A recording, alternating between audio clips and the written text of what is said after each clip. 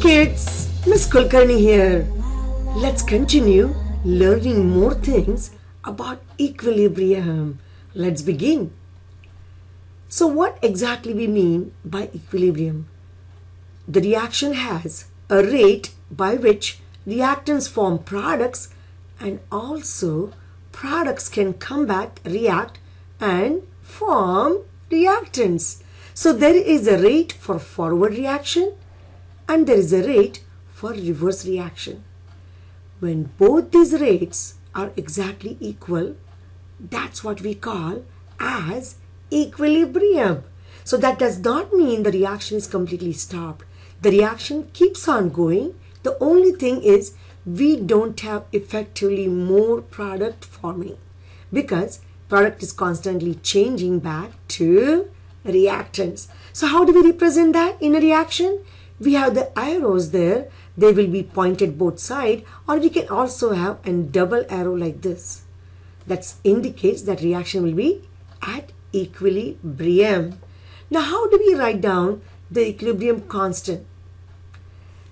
That is with respect to the coefficients in the reaction. So let's say we have this hypothetical reaction with 2, 3, 2, 4 as the coefficients for A, B, C and D. Look at the equilibrium constant KEQ.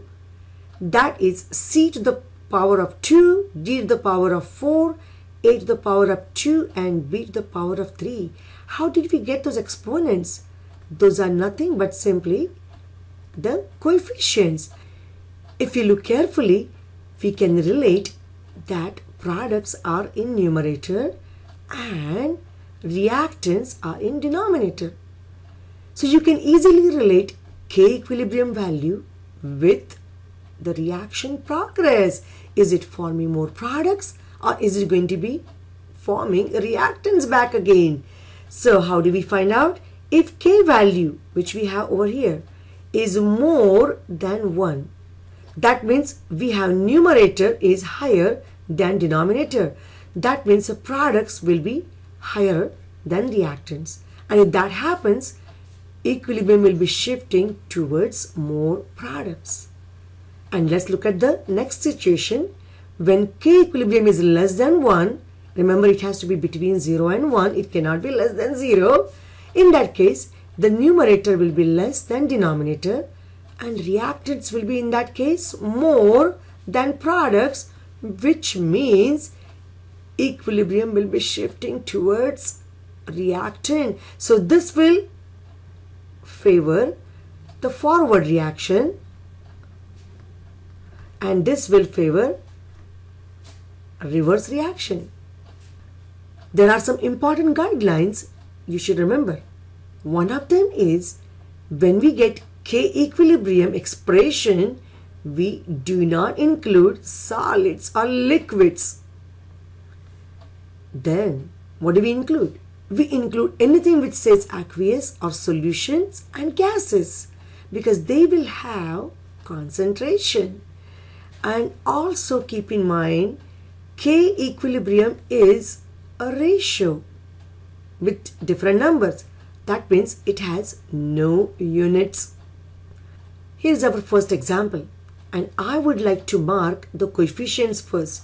It is 1, 1, 1 and 3. Those are the coefficients for the reactions.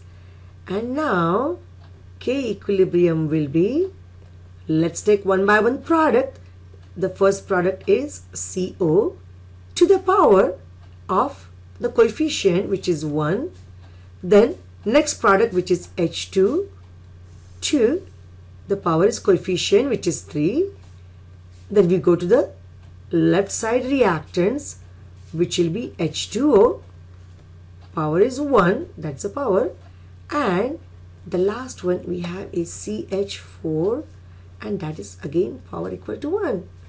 So that's what we do when we write the equilibrium constant. Let's work on some more example. Okay, in this example K equilibrium will be the products divided by reactants, and what do we have? 1, 3 and 2 as the coefficient. So it is NH3 to the power 2, N2 to the power 1, and H2 to the power 3. Look at the next reaction. This is a reaction for ionization. So it's the same constant, but we call it as KSP. And how do we write KSP value? It is again products divided by the reactants. The first product is silver. So let's write down silver ion to the exponent, which is coefficient 2. Then we take the second one, which is chromate ion, to the exponent, which is coefficient here 1, and divided by reactants. But if you look carefully, reactants are solid. So if it's a solid, we do not write down that, or we can write down that as 1. So that's the value for KSP. Let's look at the next one. In next one, easily you can notice this is solid. That means we will not be using that concentration when we get K equilibrium. So what do we get? It is the product HI to the exponent 2, and the only other reactant which we have is H2 and to the power 1. Okay, the last one is water dissociation, and this is called as KW, but it is actually the equilibrium constant for water. So what do we have? We have hydronium ion, coefficient is 1 for that, so it's power 1. Hydroxide, again it will be equal to power 1, and then divided by the reactant. Look at the reactants, it's liquid. If it's liquid, that is equal to 1. So there we go. We got easily some equations for K equilibrium. Alright, are you ready for some more problems on equilibrium? Let's begin. We have a reaction given here. So using that reaction, what is K equilibrium? That will be products NF2 to the power 2, because 2 is the coefficient, divided by the concentration of N2F4, and each one is given to us. So it's simply plug and chug. 1.131 times 10 to negative 3 square, and this is 0.9989. And when we solve that, what do we get? We end up having answer as 1.281 10 to negative 6. Remember, K equilibrium is simply a ratio of numbers. Let's look at the second equation now. Okay, that is the reaction. So K equilibrium value is NO to the power 4, because 4 is the coefficients for NO, and then the reactants here. Okay, now the values are given for these two concentrations, and also there is K equilibrium given, and we need to find out what is the concentration of NO.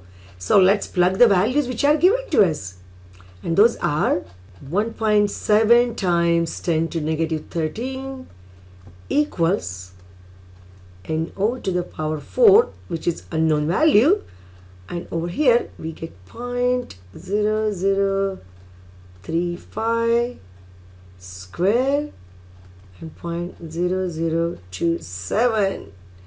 When we simplify this, we end up getting 5.623 times 10 to negative 21, and that is NO to the power 4. So how do we find out the concentration of NO? It is the fourth root of this value which we found,